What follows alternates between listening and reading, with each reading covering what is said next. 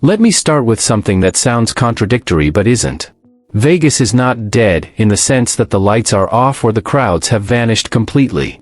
You can still find packed pools on weekends. You can still see traffic choking the strip at night. You can still hear bass thumping through casino floors. And yet, something is deeply wrong. Because when you walk through places like MGM Grand, Bellagio, Paris, or even the newer developments, there's this unsettling feeling that shouldn't exist in a city built on excess, the sense that the average person no longer belongs here. Midday casino floors that used to buzz now feel hollow. Restaurants that once depended on volume now depend on shock pricing. Retail corridors look like luxury museums rather than commercial spaces. And the vibe, more than the headcount, is what tells the real story. Vegas doesn't feel broke. It feels hostile. This isn't a tourism downturn story. This is a business model failure disguised as luxury success. For decades, Vegas worked because it made a promise. The promise wasn't class. It wasn't refinement. It wasn't even winning. The promise was simple: come here, spend a little, feel rich for a weekend. That was the magic of Vegas. Cheap rooms. Cheap food. Cheap drinks. Cheap table games. The casino made its money on volume, not resentment. Even when you lost, you didn't feel robbed. You felt entertained, but that contract is gone.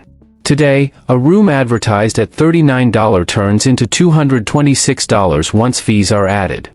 Resort fees alone can hit $50 to $55 per night, taxed on top of the room price, taxed again on the fee itself, for amenities that used to be standard everywhere else on Earth: Wi-Fi, a pool, a gym, a phone in the room.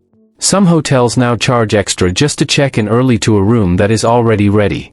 That's not hospitality, rather it's extraction. And the psychological damage matters more than the dollar amount. People don't hate paying. They hate feeling tricked. When a vacation budget explodes before you even arrive, trust is already broken. And this price shock is not accidental. It's a strategic move by Vegas bosses. Here's where the defenders of modern Vegas jump in and say, well, they're going upscale. That's the strategy. Sure. But let's be honest about what that actually means. Going upscale doesn't mean serving wealth. It means excluding the middle class and hoping a thinner, richer crowd will compensate. That's not sophistication. That's risk concentration. Look at the data. Visitor numbers are down year over year by mid-single digits overall, with some months showing declines of over 10%, the steepest drop since the Great Recession. Gaming revenue on the Strip has also dipped, even as room prices rise. Occupancy rates hover in the mid-80% range, but average nightly rates have climbed to around $190 before fees.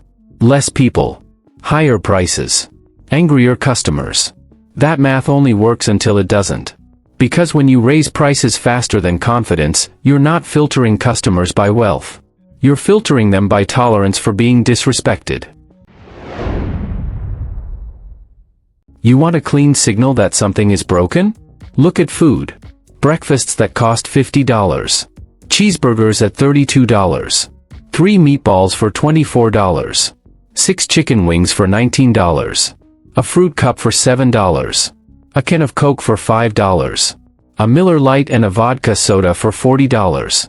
Cocktails that routinely cross $22, with premium experiences charging $50 a round like it's nothing. And that's before hidden concession fees of 4 to 5% quietly added to the bill, often printed so faintly and awkwardly that you have to tilt the menu under the light to even see it. Restaurants know most people won't complain. They're tired. They're hungry. They're already overstimulated. So the fee sticks. This isn't only inflation, but behavioral exploitation. When a city turns every transaction into a psychological endurance test, it trains people to stay away. Now let's move on to talk about gambling, because this is where the soul of Vegas really changed. Casinos didn't just get more expensive. They got more aggressive. Traditional table games like Blackjack, craps, and Baccarat, games with house edges under 2% when played correctly, have been systematically replaced by slot machines with house edges closer to 10%. Over the last 2 decades, slot payout rates on the Strip have fallen steadily. From 2004 to 2024, Casinos increased how much they extract from every dollar wagered by roughly 24% on the Strip and even more downtown. Gambling is no longer entertainment, but financial optimization of profits. Even Blackjack itself has been quietly sabotaged. The shift from 3 to 2 payouts on a natural blackjack to 6 to 5 looks small until you do the math. A $100 blackjack used to pay $150. Now it pays $120. That's $30 stolen every time lightning strikes, and over a session, that adds up fast. The tables look the same. The rules are buried. The minimums are higher. The illusion is intact, but the odds are not. Vegas didn't just raise prices. It removed the feeling of fair play. And once that's gone, nostalgia turns into resentment. Here's the part that executives don't like to hear. People didn't stop wanting to gamble. They stopped wanting to gamble in Vegas. Sports betting is legal in over 30 US states now. Online casinos, mobile betting apps, and at-home gambling platforms offer frictionless access without resort fees, parking fees, $30 Uber rides, or $11 beers. If you're going to lose money anyway, why fly, tip, queue, and overpay to do it? Vegas used to subsidize inconvenience with generosity. Now it stacks inconvenience on top of punishment and calls it luxury. And when Canadians boycott over political tensions, when Latin American visitors hesitate due to immigration fears, when Asians and Europeans quietly choose other destinations, the domestic middle class isn't stepping in to fill the gap. Because they've done the math. Vegas is still bright, but it's no longer warm. This is the emotional core of the problem. Vegas used to feel like an invitation. Now it feels like a velvet rope with a smile painted on it. Luxury brands everywhere. Prada, Dior, Bulgari. Boutiques with prices bolted to the floor, literally. Malls designed not for browsing, but for signaling. Entire corridors where regular people instinctively lower their voices and speed up their walk. The city didn't just change its pricing. It changed its posture. And cities, like brands, live or die by how they make people feel. Vegas feels corporate. It feels optimized. It feels managed by spreadsheet logic rather than human psychology. And that's dangerous for a place whose only real product is emotion. At this point, it's tempting to say, okay, Vegas got greedy. Vegas overreached. Vegas forgot its roots. That framing is comforting, because it suggests this is a local problem with a local fix. Roll back resort fees. Lower drink prices. Bring back cheap buffets. Restore 3 to 2 blackjack. Problem solved. But that's the wrong diagnosis. Vegas is not a rogue actor. It is not an outlier. It is not uniquely immoral. Vegas is simply one of the purest, most honest expressions of the economic system we are all living in now. Vegas didn't invent this logic. It just applied it without shame. What you are seeing on the Strip is not decadence. It's late-stage pricing logic made visible. To understand why Vegas looks the way it does today, you have to look at who actually runs it. Modern Vegas is not run by mobsters, showmen, or hospitality people. It's run by publicly traded corporations, MGM Resorts, Caesars Entertainment, Wynn Resorts, Vegas Sands. These are not entertainment companies in the old sense, because they are financial instruments. Public companies do not optimize for joy. They optimize for metrics. Average daily rate. Revenue per available room. Margin per square foot. Customer lifetime value. Yield management. Dynamic pricing. Fee unbundling. A series of numbers and ratios. Once you go public, you don't ask, are people having fun? You ask, can we extract more without breaking demand? And here's the key point, for a long time, the answer was yes. Inflation masked price hikes. Pandemic savings padded wallets. Credit cards smoothed pain. People were emotionally starved after lockdowns and willing to overpay just to feel alive again. Vegas tested the ceiling, and it kept moving higher. Until it didn't. If you want one feature that perfectly explains what happened to Vegas, it's the resort fee. Resort fees exist for one reason only, to raise prices without triggering psychological resistance at the booking stage. They are not about covering costs. Wi-Fi does not cost $50 a night. Pools do not cost $55 per guest per day. Gyms do not require daily per-person tolls. Resort fees exist because they work. They separate the pain of paying from the decision to buy. They turn consent into surprise. They convert hospitality into a compliance test. And once one operator introduced them, everyone had to follow. Not because they wanted to, but because not charging resort fees meant leaving money on the table. This is how systems rot. Not through villainy, but through imitation. Vegas didn't wake up one day and decide to betray customers. It just kept asking the same question over and over: can we get away with this? For a while, the answer was yes. Here's the uncomfortable truth that Vegas executives rarely say out loud. Vegas was never powered by the rich. Ultra-wealthy guests do not fill hotel towers. They do not line up at buffets. They do not play low-limit tables for hours. They do not attend midweek shows. They do not subsidize volume.